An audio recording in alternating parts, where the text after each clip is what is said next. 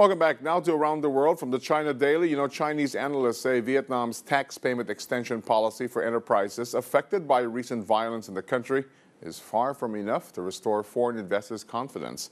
Pan Jin-e, an analyst with the Chinese Academy of Social Sciences, says the policy is only a symbolic move by the Vietnamese government to restore foreign investors' confidence in the country. Well, she says that even if the government did not issue the compensation policy, those Chinese companies should be paid back through loss, not to mention that many Chinese investors are considering withdrawing their investments in this Southeast Asian country. Now, the Vietnamese government's website quoted the country's Prime Minister Nguyen Thanh Duong as saying that a tax payment extension of up to 2 years will be given to the enterprises without any penalty for late payments.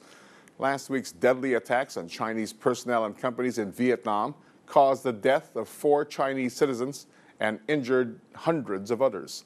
Now, the riots took place following a confrontation between Chinese and Vietnamese ships over a Chinese oil rig in the South China Sea.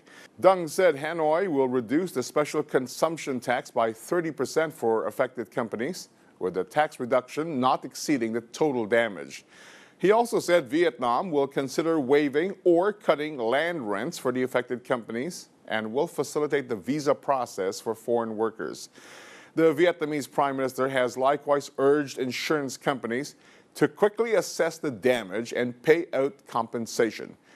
Vietnam still has to announce the total cost of the riot-related damage. Beijing has strongly condemned the behavior and expressed dissatisfaction with Hanoi for not taking effective measures to protect Chinese enterprises and employees. Reports say Vietnam's economic development largely relies on importing raw materials from China and exporting their products to the Chinese market.